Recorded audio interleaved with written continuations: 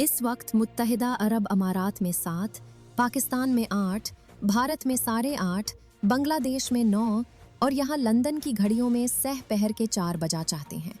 पेश खिदमत है हालात हाजिरा का प्रोग्राम सैरबीन।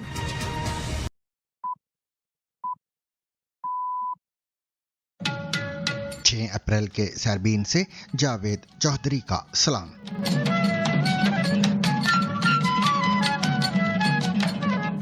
अमेरिकी सदर ट्रंप का कहना है कि आज ईरान के साथ मुआहिदा होने का कभी इम्कान है, लेकिन अगर कोई मुआहिदा ना हुआ तो वो सब कुछ तबाह करने और ईरान के तेल पर कब्जा करने पर गौर कर रहे हैं।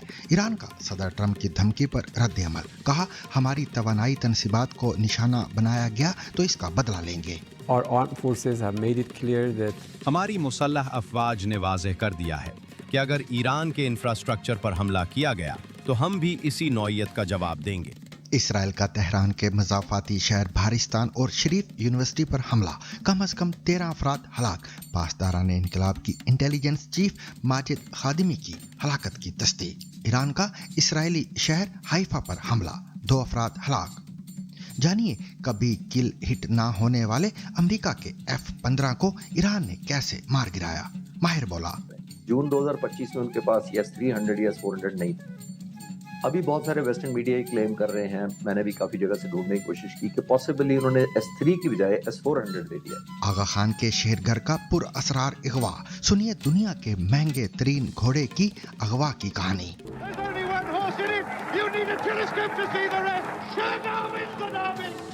I used to feed him because I was a head man. He was a good horse and a great racehorse. वसतुल्लाह Khan का कॉलम बात से बात भी आज के सैरबीन में शामिल है। सुना है पुराने ज़माने में लिखारी को भी पुस्तक के साथ जला देते थे। शुक्र है अब सरकारें वैसी नहीं हैं, बस कभी कभी गला घोंट देती हैं। इसके अलावा मजीद खबरें भी आज के सैरबीन में शामिल रहेंगी, मगर हमेशा की तरह पहले अहम आलमी खबरों का खुलासा।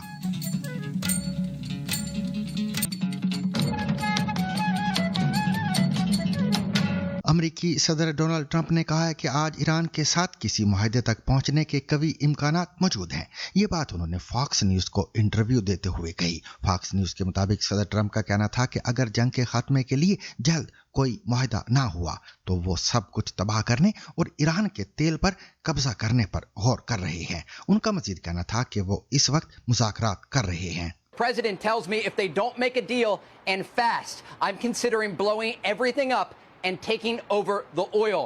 The president went on to say you're going to see bridges and power plants dropping all over their country.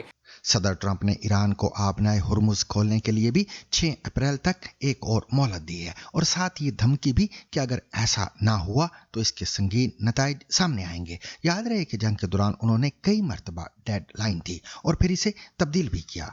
दूसरी जानब ईरान की पासदारान इनकलाब का कहना है कि आबनाए हुर्मुज अब कभी अपनी साबका हालत में वापस नहीं आएगी, खसूसन अमेरिका और इसराइल के लिए। इसी दौरान ईरान की पार्लियामेंट के स्पीकर मोहम्मद बाकिर कालिबाफ का कहना था कि अमेरिकी सदर डोनाल्ड ट्रंप के लापरवाना इक़दामात अमेरिका को हर एक खानदान के लिए जहन्नुम में तब्दील कर रहे हैं। उनका कहना है कि किसी खुशफहमी में ना रहें, आपको इन जंगी जराइम से कुछ हासिल नहीं होगा। कालिबाफ ने ट्रंप पर इसराइली वज़ीर आज़म बिन्यामिन नेतन्याहू के अहकामात की तामील का इल्ज़ाम लगाते हुए कहा कि वाहिद हल ईरानी अवाम के हकूक़ का एहतराम और इस खतरनाक खेल को बंद करना है।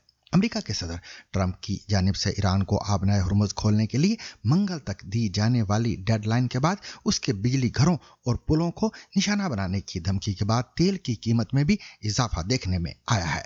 आलमी मंडी में तेल की कीमत पीर को $110 फी बैरल तक पहुंच गई है। ट्रंप की मंगल की डेडलाइन करीब आते ही हंगामी और आखिरी लम्हों की सिफारतकारी भी तेजी से आगे बढ़ रही है। खबर रसा इदारे रॉयटर्स ने नाम जाहिर ना करने वाले इजराइल के हवाले से खबर दी है कि सालिस एक नए मंसूबे पर काम कर रहे हैं जिसमें पाकिस्तान अहम किरदार अदा कर रहा है ताकि अमेरिका को इस खतरनाक सूरत हाल से पीछे हटाया जा सके। अमेरिकी वेबसाइट एक्सियोस ने भी जंग बंदी और जंग के मुस्तकिल खात्मे के लिए कोशिशों की खबर दी है। ताहम ईरान का इस मुजव्वज़ा मंसूबे पर रद्द अमल वाज़ेह नहीं है। ईरान बारहा कह चुका है कि वो ट्रंप की सरेंडर की जुबान या उनकी शराइत को कबूल नहीं करेगा जिन्हें वो हुक्मनामे के तौर पर देखता है। ایرانی وزارت خارجہ کے ترجمان اسماعیل بقائی نے کہا ہے کہ اگر ایران کے انفراسٹرکچر کو نشانہ بنایا گیا تو ایرانی فوج بھی امریکہ کی اسی طرح کی تنصیبات کو نشانہ بنائیں گے۔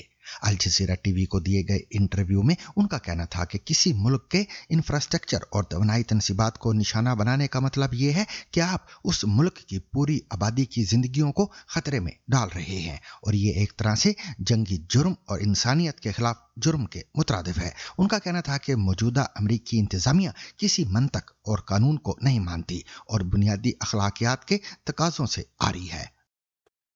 Our armed forces have made it clear that ہماری مسلح افواج نے واضح کر دیا ہے کہ اگر ایران کے انفراسٹرکچر پر حملہ کیا گیا تو ہم بھی اسی نوعیت کا جواب دیں گے۔ ہماری افواج کسی بھی ایسے مماثل انفراسٹرکچر کو نشانہ بنائیں گی جو امریکہ کی ملکیت ہو یا کسی بھی طرح امریکہ سے منسلک ہو یا ایران کے خلاف اس کی جارحیت میں معاونت کر رہا ہو۔ or contributes to their act of aggression against Iran. اس سے قبل ایرانی صدر کے ترجمان مہدی طباطبائی نے کہا کہ آبنائے ہرمز کو اسی صورت میں کھولا جائے گا جب ایران ٹرانزٹ ٹول کا ایک حصہ جنگ سے ہونے والے نقصانات کی تلافی کے لیے استعمال نہیں کر لیتا۔ واضح رہے کہ ایران نے یہ اندیا دے رکھا ہے کہ وہ آبنائے ہرمز سے گزرنے والے جہازوں سے ٹول ٹیکس وصول کرے گا۔ ایرانی پاسداران انقلاب نے تصدیق کی ہے کہ امریکہ اور اسرائیل کے حملوں میں اس کے انٹیلیجنس چیف مارے گئے ہیں۔ پاسداران انقلاب کے مطابق ماجد خادمی کو پیر کی صبح امریکی اور اسرائیلی فورسز نے نشانہ بنایا ہے۔ ماجد خادمی کو گزشتہ برس جون میں پاسداران انقلاب فورس کا انٹیلیجنس چیف مقرر کیا گیا تھا۔ اس وقت اس کے سربراہ محمد کاظمی اسرائیلی حملے میں مارے گئے تھے۔ خادمی نے رواں برس ایران میں ہونے والے حکومت مخالف مظاہروں کو ہوا دینے کا الزام امریکہ اور اسرائیل پر عائد کیا تھا۔ تہران کے ضلع 9 کے میئر کے مطابق Sharif university of technology gas station پر پیر کو ہونے والے حملے کے بعد قریبی علاقوں میں گیس کی سپلائی عارضی طور پر منقطع کر دی گئی ہے۔ میڈیا رپورٹس کے مطابق اس حملے میں انفارمیشن ٹیکنالوجی سینٹر کی عمارت اور یونیورسٹی کی مسجد سمیت یونیورسٹی کے کچھ حصوں کو بھی نشانہ بنایا گیا ہے۔ پیر کی صبح جاری ہونے والی تصاویر میں تہران کے مغرب کے علاقوں سے دھواں اٹھتا بھی دکھایا گیا ہے۔ جنگ کے آغاز کے بعد سے Tehran university of science and technology اور شاہد بہشتی یونیورسٹی سمیت متعدد یونیورسٹیوں پر حملے کیے گئے ہیں۔ ایران کے مضافات میں واقع بھارستان کے گورنر نے تصدیق کی کہ پیر کی صبح کو ہونے والے حملے میں 13 افراد مارے گئے ہیں۔ شہر کے گورنر کے مطابق اس حملے میں ایک رہائشی علاقے کو نشانہ بنایا گیا ہے۔ ان کا کہنا تھا کہ حملے کے بعد ملبہ ہٹانے کا کام جاری ہے اور اندیشہ ہے کہ اب بھی بہت سے افراد ملبے تلے دبے ہوئے ہیں۔ فارس نیوز ایجنسی نے یہ بھی اطلاع دی ہے کہ شہر کے کلا میر قصبے میں 2 رہائشی یونٹوں کو بھی نشانہ بنایا گیا ہے۔ اسرائیلی میڈیا نے تصدیق کیا کہ اتوار کو حیفا کی ایک رہائشی عمارت میں ایرانی حملے کے نتیجے میں 2 افراد ہلاک ہو گئے ہیں۔ رپورٹس کے مطابق اتوار کو ایران کی جانب سے اسرائیلی شہر حیفا پر میزائل حملہ کیا گیا تھا، جس کے نتیجے میں رہائشی عمارت کو نقصان پہنچا تھا۔ ایمرجنسی سروس نے جائے وقوع کی تصاویر بھی جاری کی ہیں۔ ایران میں گرنے والے امریکی F-15 طیارے کے دوسرے اہلکار کی بازیابی کے فوراً بعد ٹرمپ نے اسے اپنی کامیابی قرار دیتے ہوئے کہا کہ یہ آپریشن ایک بار پھر یہ ثابت کرتا ہے کہ ہم نے مکمل فضائی برتری اور غلبہ حاصل کر لیا ہے۔ لیکن مبصرین کے مطابق اس واقعے کے مستقبل کے تنازع پر کہیں زیادہ پیچیدہ اثرات مرتب ہو سکتے ہیں۔ اگرچہ ریسکیو کا مشن کامیاب رہا، لیکن گزشتہ چند دنوں کے واقعات اس جانب اشارہ کرتے ہیں کہ امریکی طیاروں اور اہلکاروں کو درپیش خطرات اب بھی برقرار ہیں۔ اس دوران 2 طیارے مار گرائے گئے ہیں اور کم از کم ایک ہیلی کاپٹر پر فائرنگ ہوئی ہے۔ واشنگٹن کے متعدد ذرائع نے بتایا ہے کہ طیارے کو مار گرائے جانے اور پائلٹس کی بازیابی کے لیے کی جانے والی پیچیدہ کارروائی ممکنہ طور پر ٹرمپ کو کسی بھی زمینی آپریشن سے دور رکھ سکتی ہے۔ دوسری جانب یہ حقیقت کہ امریکی اہلکار متنازع علاقے میں داخل ہونے، کئی گھنٹوں تک اسے اپنے کنٹرول میں رکھنے اور پھر وہاں سے نکلنے میں کامیاب رہے، ٹرمپ کو یہ یقین ہو سکتا ہے کہ ایران میں فضائی یا بحری حملے کے ذریعے کیے جانے والے آپریشن کے کامیاب ہونے کے امکانات بہت زیادہ ہیں۔ لیکن سوال یہ ہے کہ ایرانیوں نے امریکہ کے F-15 کو کیسے ہٹ کیا؟ ایران کے پاس جو ایئر ڈیفنس سسٹم اب نظر آ رہا ہے، یہ شاید جنگ کے پہلے 15, 20, 25 دن میں نظر نہیں آیا، और तब तो लग रहा था कि ईरान की फिजाओं पर अमेरिका और इसराइल की बालादस्ती है, लेकिन अब वो हिट कर रहे हैं। लेकिन सवाल ये है कि ईरानियों ने अमेरिका के F-15 को कैसे हिट किया। इस सवाल का जवाब हमने जानने की कोशिश की पाकिस्तान के retired air commodore Khalid Chishti से, और उनसे ये जानने की कोशिश की कि F-15 तो एक बहुत कामयाब तैयारा है, इसको अभी तक निशाना नहीं बनाया गया था, यानी कभी इसकी किल हिट नहीं थी, तो ईरान ने इसको कैसे किल हिट किया।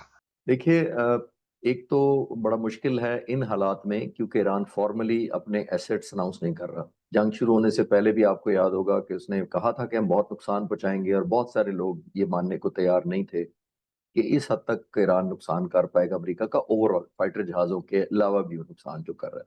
जिस तरह के बैलिस्टिक क्रूज मिसाइल और हाइपरसोनिक इसने इस्तेमाल किए हमें पता तो था, लेकिन कोई शायद ही कम लोग होंगे जो समझते हों कि अमेरिका 5 हफ्ते तक इस जंग के अंदर एंगेज भी रहेगा, और सिचुएशन जो है वो ईरान के हक में नजर आ रही है रेजिस्टेंस के पॉइंट ऑफ व्यू से। इसी वजह से ईरान ने जो अभी ये डिफेंस एसेट्स एम्प्लॉय करने शुरू किए हैं वो फॉर्मली तो नहीं डिक्लेयर कर रहे, लेकिन हम जैसे जो एयर पावर सारी उम्र पढ़ते रहे, उनको पढ़ना ऑब्लिगेटरी हो जाता है। तो 2-3 ऑप्शन हैं जो इनके पास पहले डिफेंस सिस्टम कन्वेंशनल था, वो तो अमेरिका ने बहुत जल्दी मैप कर लिया था उसको। मैपिंग ये होती है कि आप फ्रीक्वेंसी, उसकी बैंड विड्थ और उसकी इंटेंसिटी सारी उठा लेते हैं, फिर काउंटर मेजर्स निकाल कर उनको जैम कर देते हैं।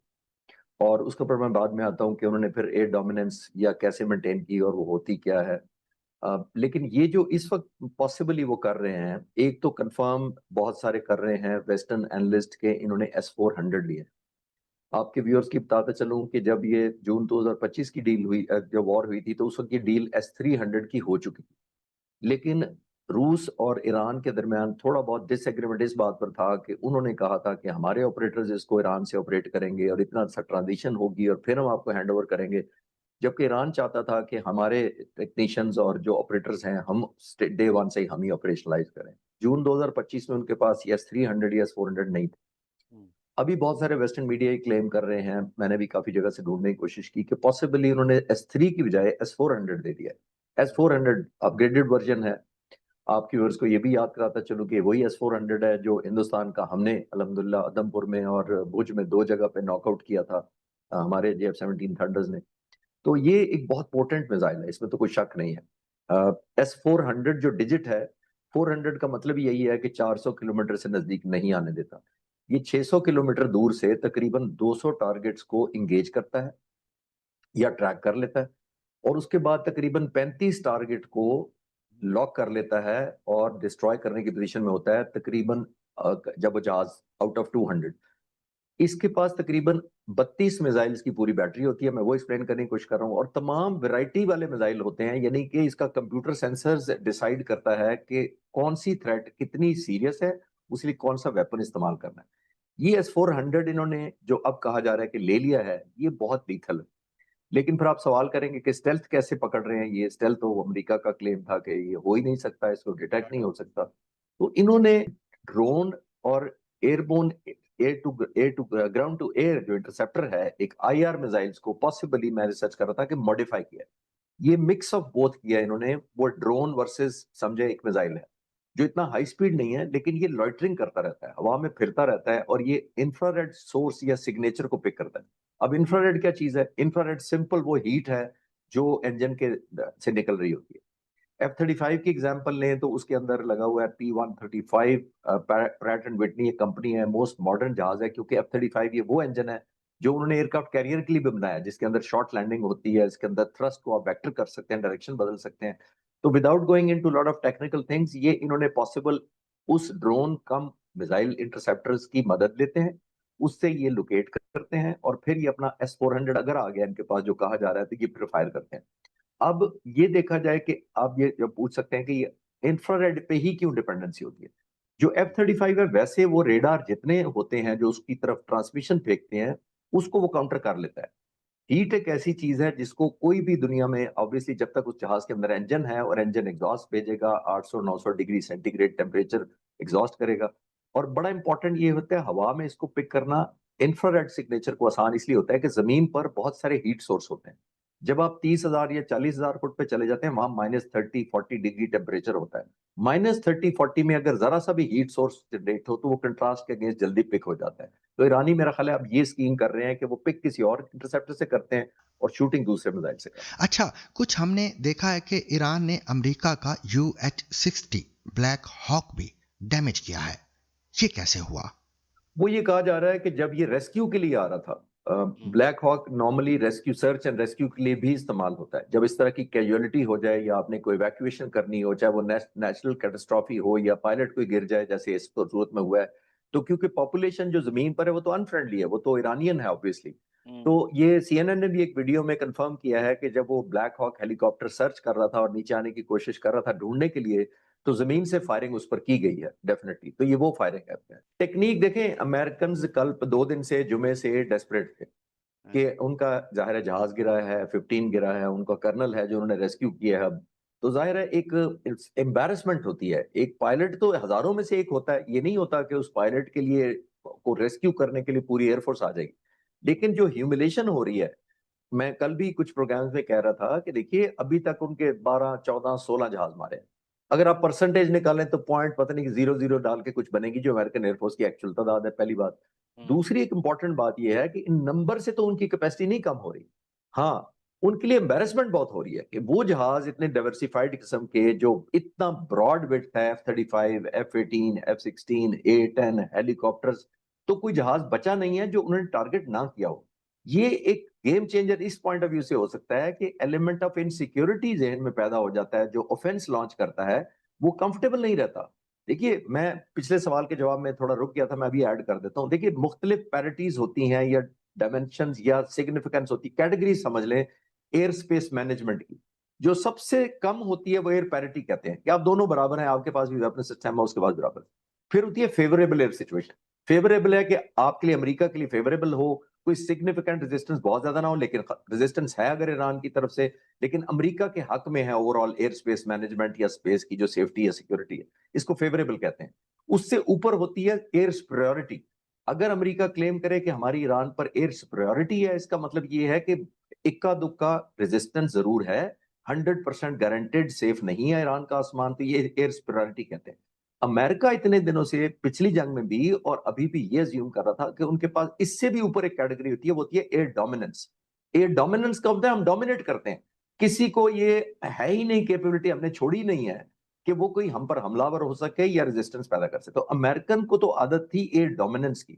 صدام حسین کے زمانے میں جب نو فلائی زون ڈکلیئر کر دیا تھا بہت عرصے تک انہوں نے، اور عراق کی کوئی ہمت نہیں ہوتی تھی کوئی جہاز اڑانے کی، انہوں نے ایک MiG-25 اڑایا تھا، ایک.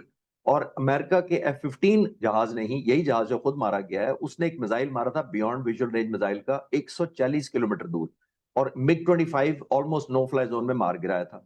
یہ میں اس لیے کمپیئر کر رہا ہوں کہ آج تک جب تک پاک فضائیہ کے جہازوں نے نہیں انڈیا کے جہاز گرائے، یہ جو 7 ہم نے گرائے ہیں، اس سے پہلے یہ ورلڈ ریکارڈ تھا 140 kilometre beyond visual range, highest range تھی.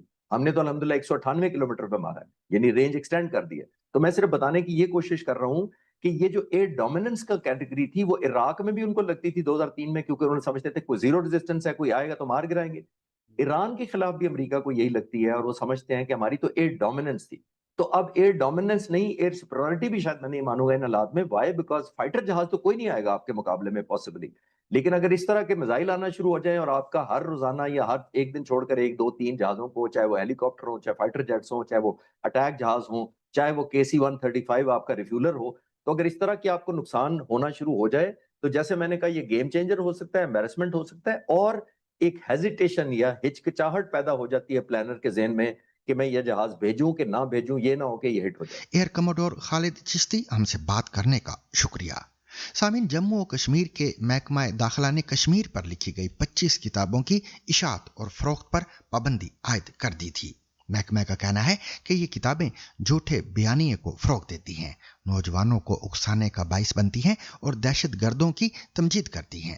ویسے بھی کتابیں اکثر حکومتوں کی آنکھوں میں کھٹکتی رہی ہیں اور ان پر پابندیاں بھی لگتی رہی ہیں. اسی موضوع پر دیکھیے پاکستان کے سینئر صحافی وسعت اللہ خان کی یہ خصوصی تجزیاتی رائے.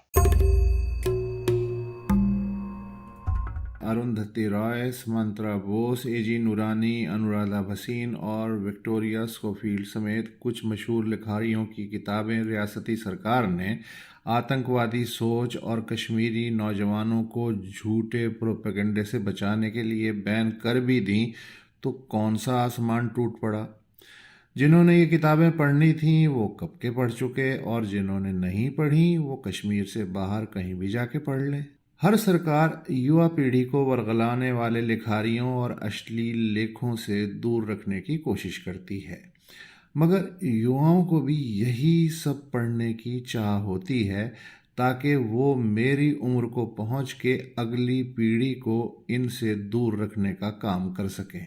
350 वर्ष पहले जब वॉल्टेयर और रोसो जैसे बदमाशों ने फ्रांसीसी नौजवानों का दिमाग खराब करके उन्हें पूरा शासन तलपट करने पे उकसाया, तब से हर सरकार फिक्रमंद है कि कहीं ऐसी उल्टी सीधी चीज़ें पढ़ पढ़ के हमारी जनता का दिमाग भी ना सटक जाए। अंग्रेज साम्राज्य ने भी हिंदुस्तानियों को सीधे रास्ते पर रखने के लिए 1909 में गांधी जी के किताबचे हिंद स्वराज के गुजराती अनुवाद को बैन किया था। आज़ादी के बाद और 20 किताबों के साथ साथ बर्टन रसल की अनआर्म्ड विक्ट्री, वी.एस. नैपाल की एन एरिया ऑफ डार्कनेस और माओ ज़ेतुंग की लाल किताब भी बैन हो गई। श्री जसवंत सिंह की मोटी सी किताब जिन्ना इंडिया पार्टीशन इंडिपेंडेंस पहले गुजरात में 3 महीने के लिए बैन हुई और फिर पाकिस्तान में जब सब ने पढ़ ली तो पाबंदी लग गई। सरकार चूंकि सबसे आखिर में पढ़ती लिखती है, इसलिए लिखारी का ज़्यादा नुकसान भी नहीं होता। जैसे हमारे दोस्त मोहम्मद हनीफ ने जब जनरल ज़िया के बैकग्राउंड में पहला अंग्रेज़ी novel a case of exploding mangoes छापा तो कोई कर्मचारी नहीं कुल बुलाया, मगर जब 10 बरस बाद इस नावल का उर्दू तर्जुमा छपा तो गुप्तचर हरकारे पूरा एडिशन ही पब्लिशर के दफ्तर से उठा के ले गए। हमारी दोस्त आयशा सिद्दीक़ा ने सैनिक अर्थव्यवस्था पे मिलिट्री इनकॉर्पोरेशन के नाम से अपनी रिसर्च छाप तो दी, मगर उसके बाद से वो लंदन में बैठी हैं। आईएसआई के retired DG general Asad Durrani और रॉ के भूतपूर्व चीफ एएस दौलत की बातचीत जब 2018 में द स्पाई क्रॉनिकल के नाम से छपी तो उसे भी एंटी पाकिस्तान घोषित कर दिया गया।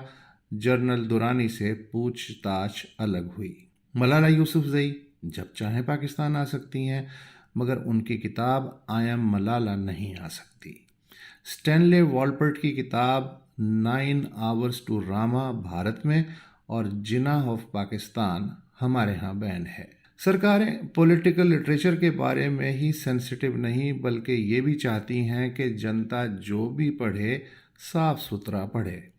जैसे महान गायिका नूर जहाँ पे जब उनके पति शौकत हुसैन रिजवी ने नूर जहाँ और मैं लिखी तो सरकार ने रास्ता रोक लिया।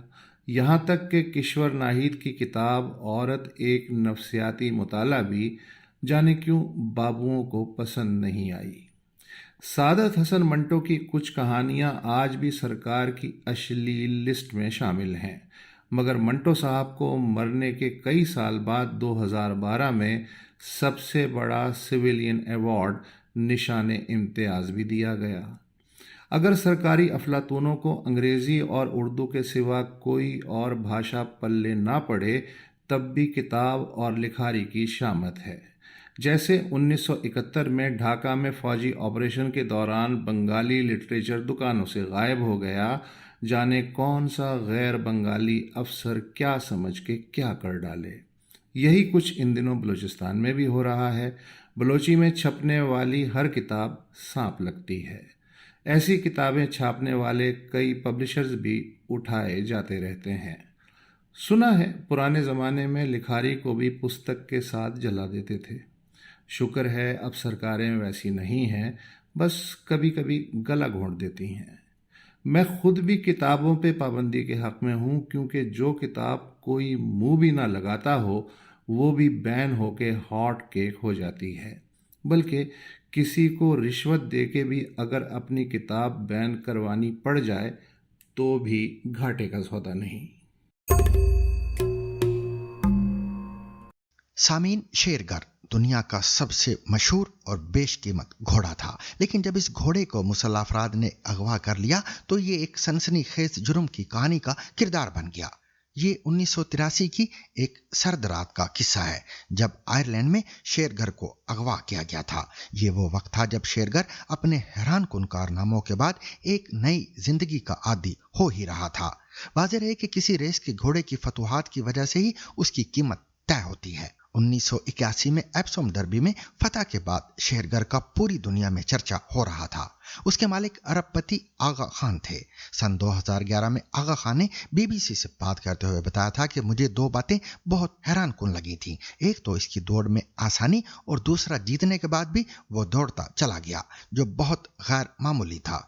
आयरिश डर्बी और किंग जॉर्ज चेस में फतूहात ने शेरगर को आलमी सुपर स्टार बना दिया। आगा खान ने उस वक्त इसकी कीमत का तखमीना $10 मिलियन लगाया था और 34 हिस्से बेचे, जिनमें से हर एक $2.5 लाख का था। खुद आगा खान ने शेरगर के 6 हिस्से अपने पास रखे थे, बाकी दौलतमंद सरमायाकारों ने खरीदे जो शेरगर से मुस्तकबिल के चैंपियन पैदा करने की उम्मीद लगाए बैठे थे। एक मौजूदा तौर पर कामयाब सीजन के बाद शेरगर का इनाम आयरलैंड में रिटायरमेंट की जिंदगी थी। 1983 तक शेरगर से नस्ल बढ़ाने के इतने ख्वाहिशमंद मौजूद थे कि पूरा साल ही बुक हो चुका था और तमाम हिस्से से रखने वालों को यकीन था कि उनका मुनाफा बढ़ने वाला है। लेकिन फिर अचानक 8 फरवरी को मास्क पहने मुसल्लह अफराद ने इसे अगवा कर लिया। शेरगर की कीमत के बावजूद इस फॉर्म की सिक्योरिटी बहुत कम थी। शेरगर का ख्याल रखने वाले जेम्स जिराल्ड को एहले खाना समेत बंदूक के जोर पर यरगमाल बना लिया गया और उनसे कहा गया कि शेरगर को एक ट्रेलर पर चढ़ाएं। खुद जेम्स को एक वैन में जबरदस्ती बिठाकर कई घंटों तक यरगमाल बनाया गया, लेकिन फिर जेम्स को रिहा कर दिया गया और उन्हें एक खुफिया पासवर्ड दिया गया जो किंग नेपच्यून था। अगवाकारों ने कहा कि वो इस पासवर्ड को इस्तेमाल करते हुए पैसों का मुतालबा करेंगे। जेम्स ने डर के मारे बहुत देर तक किसी को कुछ नहीं बताया, लेकिन जल्द ही ये खबर फैल गई। आयरलैंड के 2 वुज़रा को पुलिस से भी पहले इतला मिली, लेकिन उस वक्त तक वारदात को इतनी देर हो चुकी थी कि सुराग मिलना मुश्किल था। लेकिन सवाल यह है कि मास्क पहने मुसल्लह अफराद ने शेरगर को क्यों अगवा किया था। एक मफरूजा ये था कि ये घोड़ा लीबिया के सरबराह कर्नल मुअम्मर कज़ाफी को पहुंचाया गया और इसके बदले आयरिश रिपब्लिकन आर्मी ने असला वसूल किया है। IRA पर शक भी था, लेकिन ये पहली जल्द ही हल हो गई। 24 घंटे के अंदर इसी खुफिया पासवर्ड का इस्तेमाल करते हुए अगवाकारों ने $2 मिलियन का मुतालबा किया। शेरगर की मलकियत रखने वाले सरमायाकार इस सवाल पर तकसीम थे कि पैसे दिए जाएं या नहीं। अमेरिकी ट्रेनर ब्रायन सवेनी इसके हक में थे। उन्होंने बीबीसी को बताया कि अगर आप एक ऐसी मां से सवाल करें जिसका बच्चा अगवा हुआ कि पैसे दें या नहीं, तो मेरा ख्याल है कि जवाब हाँ में होगा। और जल्दी एक दिन बाद बीबीसी न्यूज रूम में एक फोन आया जो शेरगर के अगवा के मुकाम से 130 मील दूरी से था। एक नामालूम शख्स ने बताया कि शेरगर की रिहाई के मुज़ाकरात सिर्फ 3 नुमाया साफियों के साथ होंगे जो गुड़ दौड़ पर महारत रखते थे। इन साफियों के लिए पैगाम दिया गया कि उन्हें अगले दिन शाम तक एक होटल में पहुंचना है। इनमें से एक ITV के डेरेक थॉम्पसन थे, जिन्होंने 2013 में बीबीसी को बताया कि होटल पहुंचते ही अगवाकारों का फोन आ गया। अगले 8 घंटों के दौरान डेरेक को 10 से 12 फोन आए, लेकिन बातचीत ज्यादा आगे ना बढ़ी क्योंकि डेरेक ने मुतालबा किया कि शेरगर के जिंदा होने का सबूत दिया जाए और अगवाकार पहले 40,000 पाउंड की अदायगी का मुतालबा करते रहे। अगली सुबह फोन की घंटी बजी तो दूसरी जानिब से एक आवाज ने कहा कि घोड़े के साथ हादसा पेश आया है और वो मर चुका है। नजूमियों की मदद से 2018 की बीबीसी की एक दस्तावेजी फिल्म के मुताबिक ये फोन दरअसल एक ड्रामा था, क्योंकि पस मंजर में अगवाकार अब असली मालिक यानी आगा खान से बराह रास्त बातचीत कर रहे थे। अगवा के 3 दिन बाद एक हतमी पैगाम मौसूल हुआ कि अगर मुतालबा ना माना गया तो बात खत्म। IRA के एक साबिक रुकन जो बाद में पुलिस के मुखबर बने ने बाद में दावा किया कि अगवाकारों ने शेरगर को जल्दी मार दिया था क्योंकि वो इनके काबू में नहीं आ रहा था। लेकिन ये मामला आज तक हल तलब है। चंद माह बाद आगा खान ने अपनी एक नई कश्ती का नाम शेरगर रखा। बहुत साल बाद उन्होंने कहा कि वो शेरगर की डर्बी जीत की फिल्म सैकड़ों बार देख चुके हैं। ये एक ऐसी याद है जो कभी नहीं जाती। At 9 o'clock, you can forget about the horse. You'll never see him again. How optimistic are you that the animal is still alive? Well, I'm always optimistic. सामीन, गुज़िश्ता रोज़ के प्रोग्राम ज़ेबीसी रीड्स में, जिसमें टाइम की कहानी आपको उमर अफरीदी ने सुनाई थी, ऑडियो में पेश आने वाली खराबी पर हम अपने तमाम नाज़रीन और सामीन से तहे दिल से माज़रत ख़्वाह हैं। हम गुलाम मुस्तफ़ा, GH वानी और मोहम्मद अरशद जावेद के बेहद शुक्रगुजार हैं, जिन्होंने इस मसले की तरफ हमारी तवज्जो मबज़ूल करवाई है। अब हम ये प्रोग्राम नशर मुकर्रर के तौर पर दुरुस्त ऑडियो के साथ इन तीनों मुअज़्ज़ज़ अफराद और तमाम सामीन के लिए दोबारा पेश कर रहे हैं। हम एक बार फिर इस गलती पर माज़रत ख़्वाह हैं। दुनिया भर में वक्त की पैमाइश का निज़ाम 5000 साल से चला आ रहा है, जिसकी बुनियाद एक पुरअसरार फैसले पर कायम है। हफ्ते में 7 दिन, दिन में 24 घंटे, घंटे में 60 मिनट और मिनट में 60 सेकंड ही क्यों होते हैं? और जब फ्रांस की इनकलाबी हुकूमत तजरिबाती तौर पर ही सही इस कदीम निज़ाम की जगह आशारी निज़ाम यानी डेसिमल सिस्टम लाई, तो क्या हुआ? BBC साइंस की जोसलीन टेम्परली की तहरीर पर मबनी BBC रीड्स के साथ मैं उमर आफरीदी हूँ।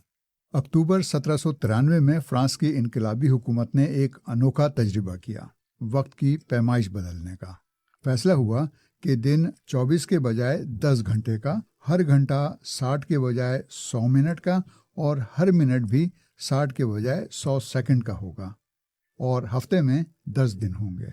मुल्क भर में वक्त की पैमाइश के लिए आशारी निज़ाम यानी डेसिमल सिस्टम मुतारफ़ करवाने का बंदोबस्त शुरू हुआ। टाउन हॉलों में नई घड़ियां नस्ब की गईं और सरकारी उमूर के लिए नई तक़वीम यानी कैलेंडर बनाया गया। मगर जल्द ही मसाइल ने सर उभारना शुरू कर दिया। मौजूदा घड़ियों को नए निज़ाम के तहत ढालना इंतहाई मुश्किल साबित हुआ। इसकी वजह से फ्रांस पड़ोसी मुल्कों से कट कर रह गया। दही आबादी भी हफ्तावार तातील के 10 रोज़ बाद मिलने पर नाखुश थी। नतीजतन फ्रांस में वक्त नापने का आशारी निज़ाम बमुश्किल 1 साल और 7 महीने ही नाफिज रह सका। अब आते हैं इस तरफ कि हमने गिनना कैसे शुरू किया और दिन में 24 घंटे, घंटे में 60 मिनट और मिनट में 60 सेकंड क्यों रखे गए। ये जानने के लिए हमें घड़ी की सुइयों को पीछे घुमाकर उस दौर में जाना होगा जब वक्त की गिनती का तस्वुर ही मौजूद नहीं था। आज से करीबन 7,500 से 4,000 साल पहले तक कदीम इराक यानी मेसोपोटामिया में आबाद सुमेरी बाशिंदों ने शहर बसाना शुरू किए, खेती बाड़ी और आबपाशी का निज़ाम वज़ा किया, और तहरीर यानी राइटिंग की ईजाद का सहरा भी उन्हीं के सर है। ये सुमेरी ही थे जिन्होंने 60 आदाद यानी नंबरों वाली गिनती का निज़ाम बनाया था। वो कैसे? वो ऐसे कि अपना एक हाथ उठाकर एक उंगली मोड़ें। इसमें 3 जोड़ हैं। अंगूठा छोड़कर एक हाथ की 4 उंगलियों के 12 जोड़ हुए। अब दूसरे हाथ की एक उंगली उठाएं और इसे 12 के हिस्से के बराबर समझ लें। फिर हाथ की 5 उंगलियों को 12-12 समझकर जमा करें तो जवाब आएगा 60, यानी 12 ज़रबे 5 बराबर 60।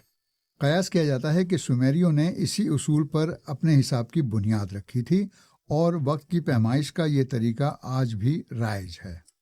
कनाडा में यूनिवर्सिटी ऑफ न्यू बर्नसोक में इब्तदाई तहरीरी निज़ाम के माहिर मार्टिन विल्स मोनरो के मुताबिक उस वक्त शहर फैल रहे थे और ज़रई निज़ाम जदीद होते जा रहे थे, और हिसाब किताब रखने के लिए सुमेरियों को तहरीर और शुमार के निज़ामों में जिद्दत लाने की ज़रूरत पेश आई। आदाद शुमार दर्ज करने के लिए उन्होंने मिट्टी की छोटी छोटी तख्तियों यानी टैबलेट का इस्तेमाल किया। अक्सर तख्तियाँ मौजूदा स्मार्टफोन या इससे भी छोटी होती थीं। फिर तहरीर को तस्वीर की सूरत दी जाने लगी। मिट्टी की ये तख्तियाँ 19वीं सदी के वस्त में दरियाफ्त हुई थीं। मोनरो के मुताबिक इनसे ज़ाहिर होता है कि सुमेरी बाशिंदों ने कई अददी निज़ाम इस्तेमाल किए, रियाजी के लिए, फलकियात के लिए और वक्त के लिए भी। जल्द ही इसने एक पूरे निज़ाम की शक्ल इख्तियार कर ली। सुमेरी बाशिंदों ने 60 को इस तरह इस्तेमाल किया जैसे आज हम 10 को इस्तेमाल करते हैं, यानी 9 तक पहुँचने के बाद बाईं तरफ 1 और दाईं तरफ 0 लिखते हैं। मोनरो के मुताबिक इस बात के वाज़ेह शवाहिद नहीं हैं कि सुमेरियों ने वक्त के लिए कोई पैमाना इस्तेमाल किया हो। अलबत्ता उनके बाद आने वाले बाबुली बाशिंदों के यहाँ अब से लगभग 3000 साल पहले वक्त की पैमाइश के लिए सूरज और पानी की मदद से घड़ियाँ बनाने के दस्तावेजी सबूत मिलते हैं।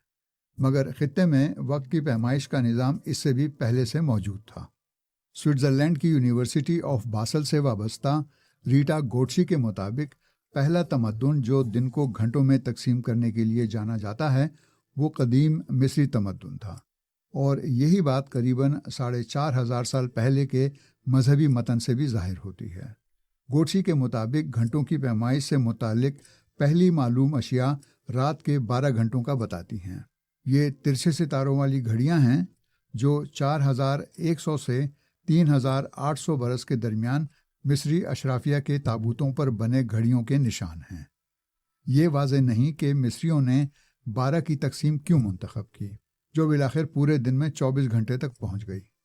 मिस्रियों के पास 12 बुर्जों का एक मजमुआ था, लेकिन गालिब इम्कान ये है कि ये निज़ाम उस वक्त मुतारिफ हुआ जब 12 घंटों का जिक्र पहले ही आम हो चुका था। एक और इम्कान ये है कि वो एक हाथ की उंगलियों के जोड़ गिनकर आसानी से 12 तक पहुंच सकते थे। वक्त नापने के करीबन 3500 साल पुराने मारूफ आलात सनडायल्स और पानी की घड़ियां मिस्र में मिली हैं। गोट्सी कहती हैं कि बाज़ आलात रोज़मर्रा के कामों में इस्तेमाल होते थे, लेकिन ज़्यादातर का ताल्लुक मुमकिना तौर पर मजहबी रसूमात से हो सकता है। उस दौर में वक्त की पैमाइश के लिए किसी साइंसी तरीके की मौजूदगी के बारे में ज़्यादा मालूमात नहीं मिलती। गोट्सी के मुताबिक रोज़मर्रा के कामकाज से मुतालिक जो कदीम मतन मिलता है उसमें वक्त की पैमाइश काम के औकात के हिसाब से पहरों में की जाती थी, यानी सुबह या दोपहर का वक्त।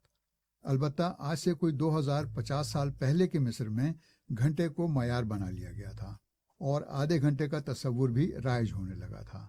इस दौरान बाबुल यानी मौजूदा इराक के लोगों ने भी वक्त की पैमाइश के लिए घंटों के इस्तेमाल को फ़रोग़ दिया और सबसे पहले घंटे को मज़ीद छोटे हिस्सों में तकसीम किया।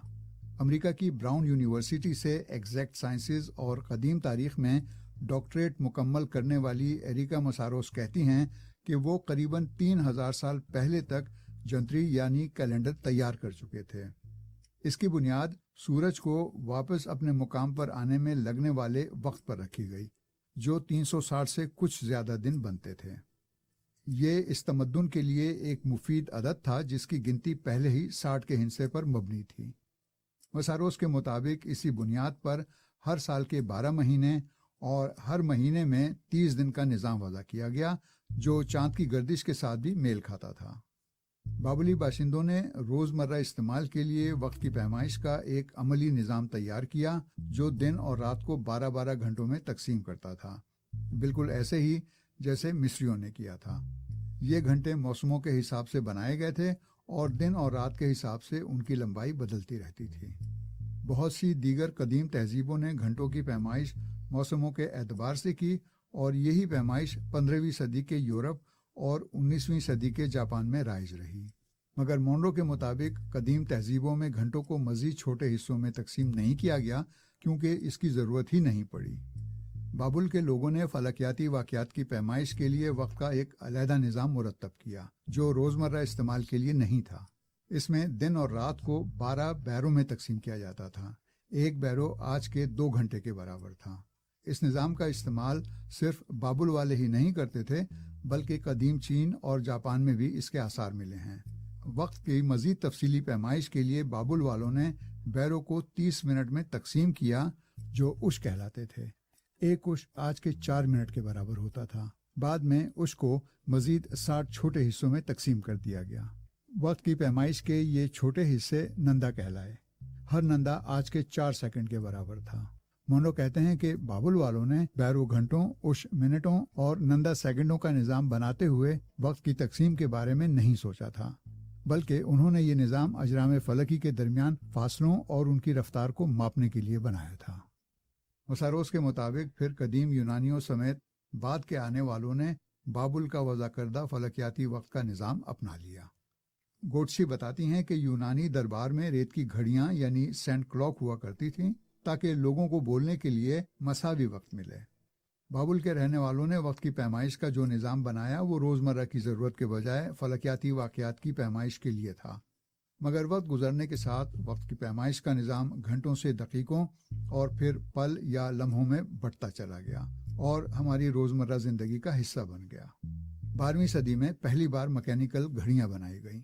जो करीबन 1 घंटे तक दुरुस्त वक्त बताती थीं। 16वीं सदी में पेंडुलम घड़ियां बनी, मगर वो भी असल वक्त से 10-15 मिनट आगे पीछे हो जाती थीं। 18वीं सदी में H4 घड़ी ईजाद हुई, जो हफ्तों तक 1 मिनट भी आगे पीछे नहीं होती थी। 1920 की दहाई में क्वार्ट्स घड़ियां आईं तो ये 3 साल में सिर्फ 1 सेकंड पीछे होती थीं। और फिर 1950 की दहाई में जोहरी यानी एटमी घड़ी ईजाद हुई। ये वक्त के दुरुस्त तयन के लिए एटम का इस्तेमाल करती है। लंदन के रॉयल म्यूजियम में साइंस से मुतालिक आगाही फराहम करने वाले माहिर फिन ब्रेच के मुताबिक ये घड़ियां अरबों साल तक 1 सेकंड भी आगे पीछे नहीं होंगी। एटमी घड़ियों की बदौलत 20वीं सदी के साइंसदान सेकंड की नई तकसीम करने के काबिल हुए। एक ऐसी तकसीम जिसका दारोमदार सूरज के बजाय माए धात सीजियम 133 के एटमों से खारिज और जज्ब होने वाली माइक्रोवेव शुआओं पर है। आज इंटरनेट, GPS और MRI जैसी टेक्नोलॉजियों में वक्त की पैमाइश यही एटमी घड़ियां करती हैं। अब तो सेकंड भी मिली सेकंड यानी 1000 हिस्सों और माइक्रो सेकंड यानी 10 लाख हिस्सों में तकसीम हो चुका है। मगर दिलचस्प बात यह है कि पल, लम्हे, लहजे या सेकंड जो भी कह लें की तकसीम 60 की जगह अब इशारी निज़ाम यानी मैट्रिक सिस्टम पर की गई है। और सामीन, इसके साथ ही आज का सैरबीन अपने इख्तिताम को पहुंचा। मुझे और मेरी पूरी टीम को कल तक के लिए इजाजत दीजिए, लेकिन इजाजत लेने से कबल अब तक की खास खबरें।